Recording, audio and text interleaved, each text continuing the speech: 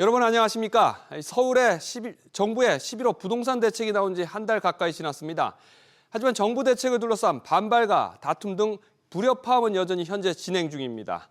특히 오름폭은 둔화됐지만 서울 집값 상승 흐름 자체는 이어지고 있고 일부 지역에서는 실거래된 소수 물건 가격이 여전히 높은 수준을 유지하고 있습니다. 규제를 피한 일부 지역에서는 풍선 효과 역시 감지되고 있습니다. 취재 기자 연결해 보겠습니다. 조슬기 기자. 네, 조슬기입니다. 자, 이번 주 서울 아파트값 어떻게 나왔습니까? 네, 한국부동산원이 오늘 발표한 11월 둘째 주 아파트 가격 동향을 보면 서울 전체 상승률은 지난주 0.19%에서 이번 주 0.17%로 소폭 둔화됐습니다. 하지만 한강벨트 지역은 오히려 상승세가 강해졌습니다.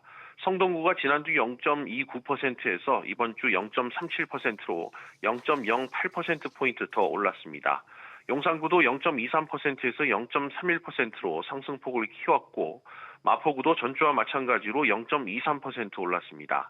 강남권도 대체로 강세를 보였습니다. 송파구가 0.43%에서 0.47%, 서초구도 0.16%에서 0.2% 뛰었고 강남 11개구 전체로도 0.2% 올랐습니다.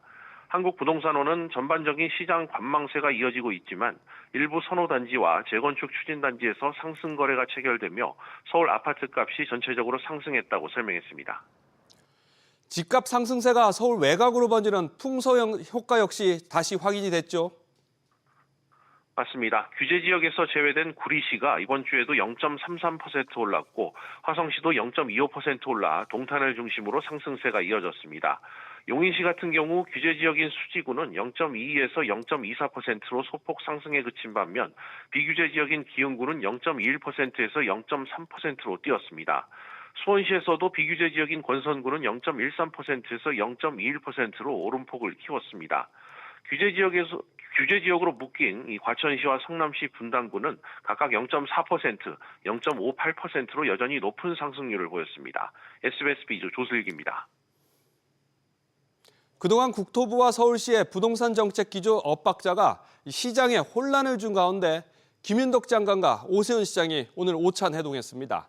주택 공급만큼은 합심하겠다며 상호 소통과 협력을 강조했지만 구체적인 이견 조율 방안에 대해서는 말을 아끼거나 기존 입장만 되풀이했습니다. 보도에 최지수 기자입니다. 정부의 11호 부동산 규제로 국토부와 서울시 간 갈등이 격화된 상황에서 김윤덕 장관과 오세훈 시장의 오찬 회동이 성사됐습니다. 주택 공급 부족으로 시장 불안감이 계속되는 만큼 공급만큼은 국장급 소통 채널을 만들어 합심하겠다고 강조했습니다. 서울시와 국토부가 이번 부동산 공급 문제만큼은 확실히 손을 잡고 부동산 안정을 위해서 뛰겠다는 게 오늘의 분명한 결론이고요. 다만 서울 전체가 토지거래 허가구역으로 지정돼 정비사업 지연 우려가 커진 가운데 공급 문제에 대한 구체적인 해답은 없었습니다. 조합원 지위 양도 제한이라든가 11호 정부 대책 이후에 어떤 점 때문에 난감해 하시는지 현장의 목소리를 가감없이 전달하려고 노력을 했습니다. 18개가 넘더라고요. 안 되는 건 어쩔 수 없지만 가능한 많은 걸 전향적으로 검토해서 분명한 해답을 내놓겠다. 위법성 논란까지 불거진 규제지역 지정 해제나 그린벨트 해제 권한 이양에 대해선 김 장관이 구체적인 논의는 없었다고 말을 흐렸습니다. 소규모 재건축 정비구역 지정 권한을 시에서 자치구로 넘기는 방안에 대해 오 시장은 상당한 혼란이 있을 것이라고 조목조목 따졌습니다. 100군데 이상이 동시다발적으로 지금 재개발, 재건축 물량들이 진도가 나가고 있지 않습니까? 자치구 간에 시기 조절을 하지 않으면 전세 대란이 일어날 가능성이 생기게 됩니다. 규제로 인한 혼란, 공급 우려 등 현안이 산적한 상황에서 두 수장의 회동이 이루어진 만큼 이견 해소 여부가 최대 관심사였지만 원론적인 대화만 오가면서 엇박자가 계속되는 것 아니냐는 의문이 나옵니다. SBS 비즈 최지수입니다. 이런 가운데 각종 부동산 관련 세금 기준이 되는 내년도 부동산 공시가격 현실화율이 올해와 같은 수준으로 유지됩니다. 하지만 서울 주요 지역 집값 자체가 크게 뛴 상황이기 때문에 이 현실화율이 유지되더라도 이 지역 집주인들의 세부담은 늘어납니다. 계속해서 유정현 기자입니다. 아파트 같은 공동주택의 내년 공시가격 현실화율이 4년 연속 69%로 유지됩니다. 단독주택과 토지도 각각 53.6%, 65.5%로 올해와 같은 수준입니다. 이번 연구에서는 2026년 시세 반영률을 1년간 유지하는 안을 제시했습니다. 여러 불확실성이 존재하는 상황에서 안정적 제도의 운영이 필요하다는 점을 반영하였습니다. 공시가격 현실화율이 유지되더라도 서울 주요 아파트 소유주들의 세부담은 늘어납니다. 지난 1년 사이 집값이 크게 올랐기 때문입니다. 서울 송파구 잠실 엘스의 전용 면적 84제곱미터 아파트는 내년 공시가격이 올해보다 2억 7천만 원가량 올라 21억 원을 넘을 전망입니다. 이에 따라 보유세도 기존 582만 원에서 712만 원으로 불어납니다. 한강벨트 아파트 소유주들도 적잖은 영향을 받을 것으로 보입니다. 마포구 레미안 푸르지오 전용 면적 84제곱미터 아파트의 내년 추정 공시가격은 약 15억 1,100만 원으로 올해보다 2억 원가량 오릅니다. 내야 하는 보유세도 기존 289만 원에서 355만 원으로 늘어나게 됩니다. 올해 한 해 동안 있었던 시세 상승폭만 반영하더라도 강남과 한강을 중심으로 한 서울 주요 지역들 같은 경우에는 1주택의 경우에 보유세 상승의 상한폭, 한도까지 상승하는 곳들도 다수 있을 것으로 보입니다. 한편 국토교통부는 당초 제시됐던 2035년까지의 시세 반영률 목표치를 현재 진행 중인 연구를 거쳐 추후 새롭게 제시할 예정이라고 밝혔습니다. SBS 비즈 유정현입니다. 계속해서 금융시장 소식 전해드리겠습니다. 미국 연방정부 셧다운이 43일 만에 종료됐습니다. 이 소식에 코스피 랠리가 오늘도 이어지면서 4,170선도 탈환했습니다. 코스피가 질주하는 동안 상대적으로 상승폭이 낮았던 코스닥 역시 1% 넘게 오르면서 연말 랠리 기대감을 키우고 있습니다. 이한나 기자입니다. 반도체와 함께 주력 산업으로 꼽히는 2차 전지주가 강세를 보였습니다. 대장주 LG에너지솔루션은 2% 가까이 뛰었고 삼성 SDI와 에코프로비엠은 각각 4%, 3% 넘게 급등했습니다. 트럼프가 사인을 하니까 우리나라 주식시장이 좀 올라가는데 그만큼 시장은 호재성 재료에 상당히 민감하게 반응을 좀 보이고 있는 게 현실인 거고요. 코스피는 어제보다 0.49% 오른 4,170선에서 상승 마감했습니다. 기관과 개인이 합쳐 1조 원 가까이 팔았지만 이달 들어 대거 매도에 나섰던 외국인이 모처럼 1조 원어치 사들이며 장을 이끌었습니다.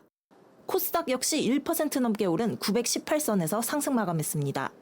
올해 코스피가 반도체 중심으로 굉장히 강했고 코스닥 같은 경우에는 지금 역대급으로 코스피 대비 언더퍼폼하고 있는 해가 올해입니다. 그래서 아마 연말 되면 코스닥도 좀 키맞추기를 하지 않을까 생각은 되고요. 코스닥은 11월 말부터 12월 초, 12월에 강한 흐름을 보이거든요.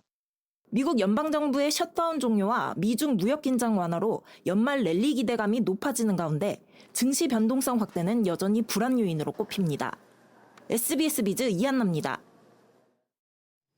어제 이창용 한은 총재의 시장 개입성 메시지에 주춤했던 달러원 환율이 다시 오르면서 장중 1,475원을 돌파했습니다. 지난 4월 이후에 최고치입니다. 변동성을 줄이기 위해서 외환당국의 개입 가능성에 상승폭은 줄었지만 1,300원 복귀는 어려워 보입니다. 엄하은 기자. 네, 엄하은입니다. 환율이 고공행진을 이어가고 있죠. 네, 달러원 환율은 오늘 2원 오른 1,467원 70선의 주간 거래를 마쳤습니다. 환율은 개장 직후 급등하며 장중 1,475원을 돌파하기도 했는데요. 미중 갈등이 격화되면서 환율이 치솟았던 올해 4월 이후 최고 수준입니다. 어제 이창용 한국은행 총재가 외환시장과 관련해 과도한 변동성 발생할 경우 시장에 개입할 의향이 있다고 발언하자 주춤하던 환율이 하루 만에 다시 1,470원대로 올라선 겁니다. 이후 달러원 환율은 상승폭을 줄였지만 여전히 안정을 찾진 못한 상황입니다. 환율이 이렇게 계속 오르는 데는 아무래도 국내외 요인이 복합적으로 작용하고 있다고 보면 되겠죠? 네, 달러 강세와 엔화 약세 등 외부 요인이 작용하면서 달러원 환율은 급등했습니다. 일본 총리가 재정 확대를 발표하면서 엔화 약세 흐름은 장기화될 전망이 가운데 달러엔 환율은 154엔 후반대를 기록했습니다. 주식시장에서 외국인 매도세가 이어지는 점도 원화 가치를 떨어뜨리고 있는데요. 다만 변동성을 줄이기 위한 외환당국의 미세 조정 개입 가능성이 거론되자 상단이 제한되면서 환율은 상승폭을 줄인 것으로 풀이됩니다. 최근 누적된 원화 약세폭, 수출업체의 고점 매도 물량 경계감 등에 따라 환율이 소폭 하락할 가능성이 있는데요. 환율 안정을 위해선 강달러 압력이 완화돼야 하는 만큼 다음 주 중 발표될 미국 9월 고용 보고서 결과가 달러 하락 전환 계기로 작용할지 관심이 쏠리고 있습니다. SBS 비즈 엄하은입니다. 부동산 과열을 잡겠다는 정부의 초고강도 대출 규제로 이 주택담보대출 증가폭은 반토막이 났습니다. 하지만 대신에 신용대출이 크게 들면서 이 부동산 대출 규제가 오히려 주식 B2를 자극하고 있다는 지적이 나오고 있습니다. 취재기자 연결해 보겠습니다. 이한승 기자, 우선 대출 규제로 이 주담대는 조금 잡히는 모습이군요. 주택담보대출 증가폭은 점점 줄어들고 있습니다. 10월 전 금융권 주담대 증가폭은 3조 2천억 원을 기록했는데요. 이는 대출 규제가 본격 시작하기 전인 6월 증가폭에서 반토막 난 수준입니다. 대출 규제로 인한 거래 둔화가 주된 영향으로 꼽힙니다. 반면 신용대출이 포함된 기타 대출은 전 금융권에서 1조 6천억 원이 증가했는데요. 특히 은행권 기타 대출 증가폭은 1조 4천억 원 증가해 2021년 7월 이후 4년 3개월 만에 가장 큰 증가폭을 보였습니다. 이렇게 주담대 외에 다른 대출이 늘어나고 있는 건 이 코스피의 고공행진에 B2가 늘어난 걸까요? 네, 금융당국은 장기 추석 연휴 자금 수요 등을 이유로 들었지만 시장에서는 코스피 급등에 따른 B2 증가를 더 큰 원인으로 보고 있습니다. 문제는 이 같은 흐름이 이번 달에도 이어질 것으로 보인다는 점입니다. 5대 시중은행의 신용대출은 이달 들어 일주일간 1조 2천억 원 가까이 늘었는데요. 불과 일주일 만에 10월 한 달간의 증가폭을 28%가량 웃돈 겁니다. 이호건 금융위원장은 어제 기자간담회에서 신용대출이 전체 가계부채 증가를 견인하거나 건전성에 위협을 주는 정도는 아니라고 진단했는데요. 최근 가계대출 증가는 신용대출의 영향이 커 현장 상황과는 다소 괴리가 있다는 지적이 나옵니다. 금융위는 가계부채 점검회의를 열고 통상 11월에 가계대출 증가세가 확대된다며 추이를 면밀히 볼 필요가 있다고 당부했습니다. SBS 비즈 이한승입니다. 정부가 장기 투자 혜택으로 종합자산관리계좌 ISA의 비과세와 납입한도 확대를 검토하고 있습니다. 반면에 개인형 퇴직연금인 IRP의 세제 혜택은 현 수준을 유지하는 분위기입니다. 장기 투자의 기준은 기존대로 3년이 유력합니다. 지웅배 기자.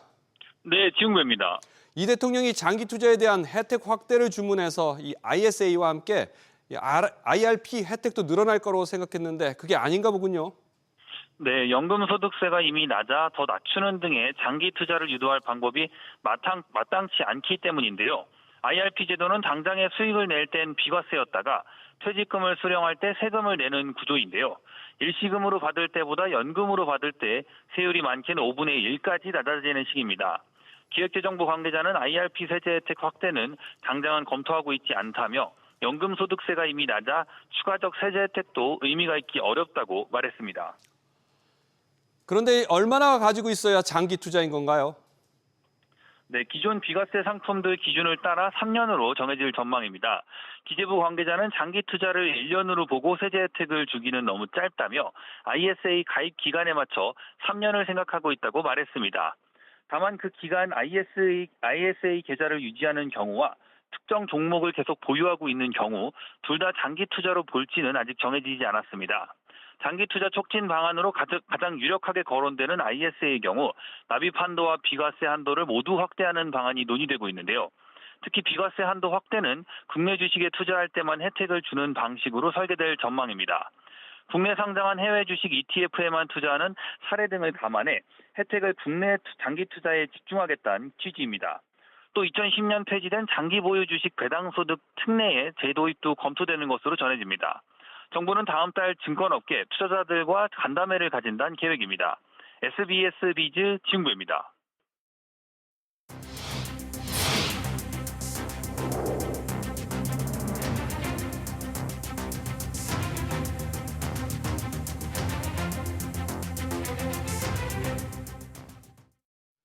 어르신들의 급전창구인 국민연금공단의 실버론 문턱이 높아집니다.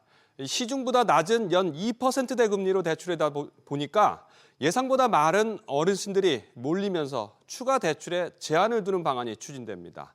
이정민 기자의 보도입니다.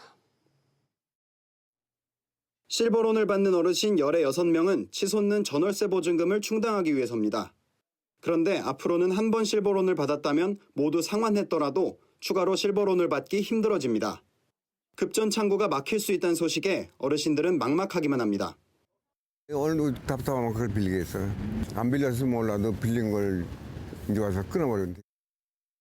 이자 비싸고 돈 100만 원도 아쉬워서 진짜 급전 잘못 빌려가지고 폐가망신하고 그러잖아요. 실버론은 국민연금공단이 만 60세 이상 연금 수급자를 대상으로 전월세 보증금과 의료비, 재해복구비 등의 명목으로 최대 1,000만 원을 2%대 이자율로 빌려주는 겁니다. 올해 380억 원 예산이 책정됐는데 어르신들이 몰리면서 7월 초에 예산이 전부 소진됐습니다.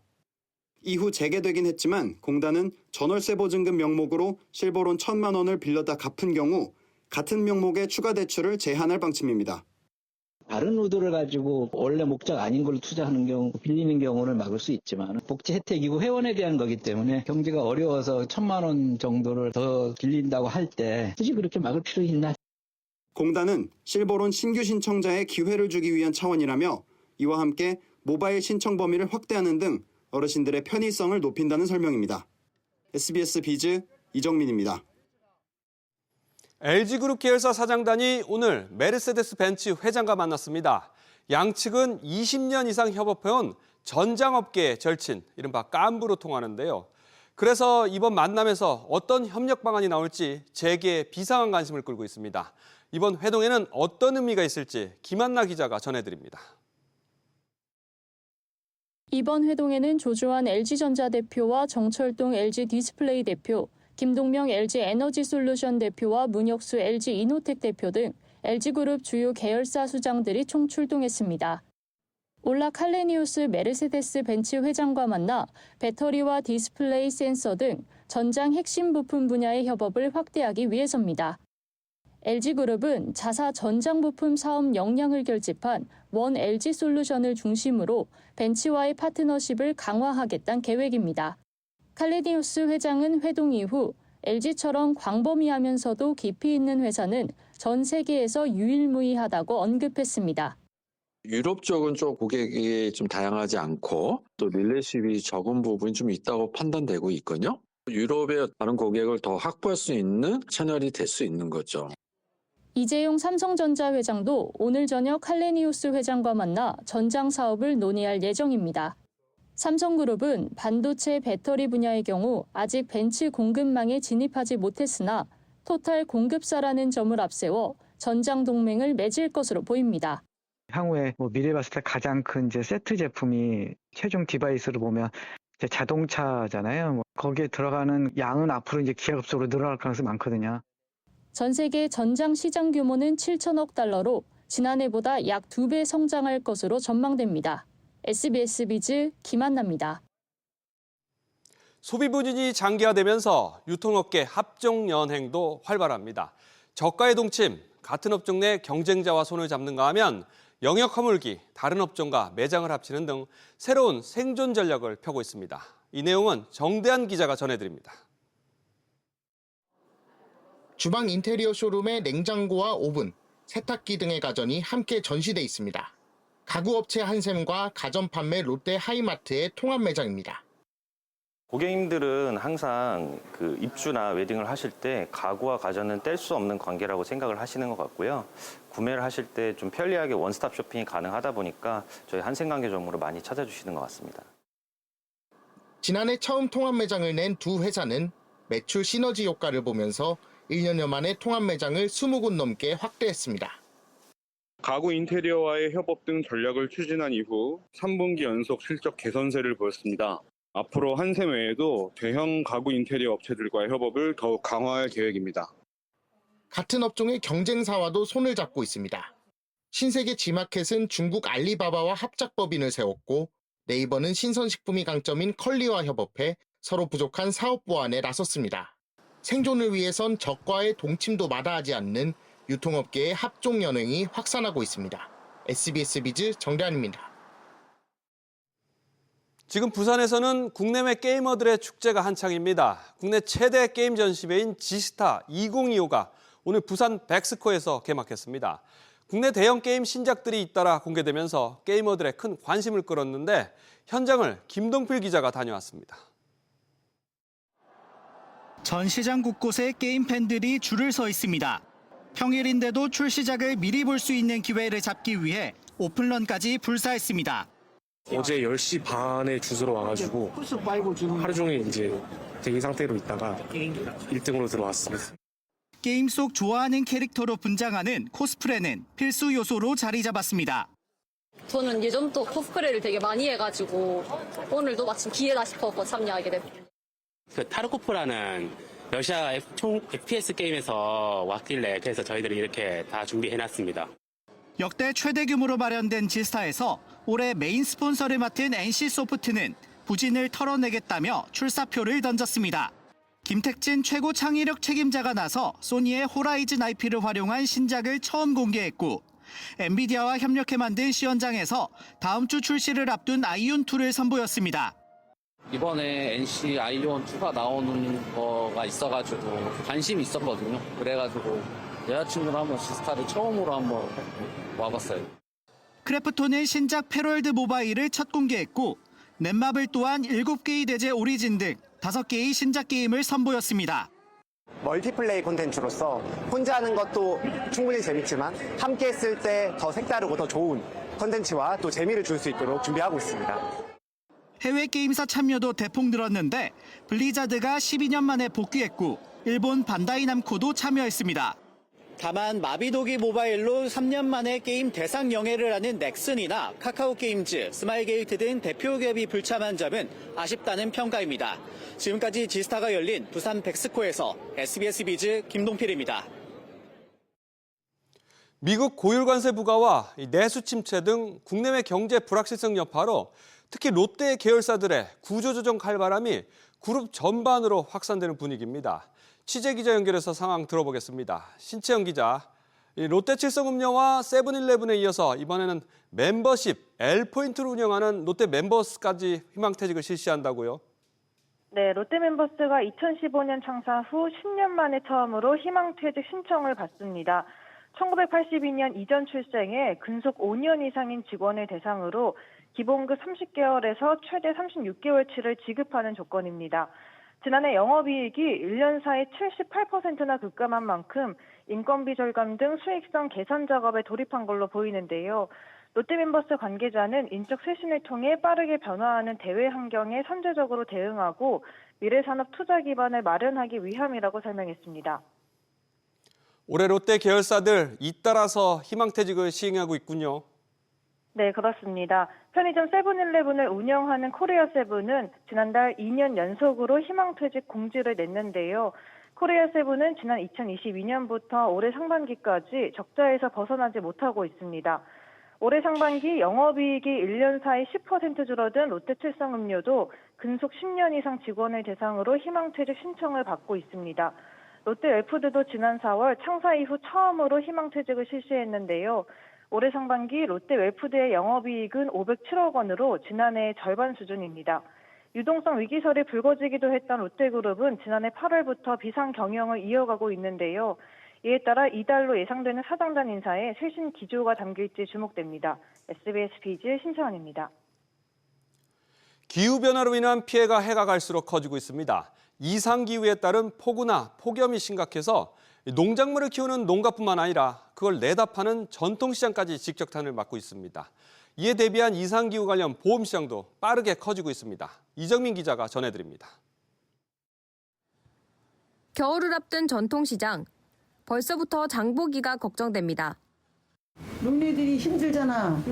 그러니까 안 나올 수밖에. 날씨가 춥고. 가까운 동네 마트. 주차장이나 이런 게 또 불편한 부분도 있을 수도 있고 그럴 때는 또 마트를 또 이용하지 않을까라는 생각도 들어야 돼요. 그만큼 상인들의 불안감도 큽니다.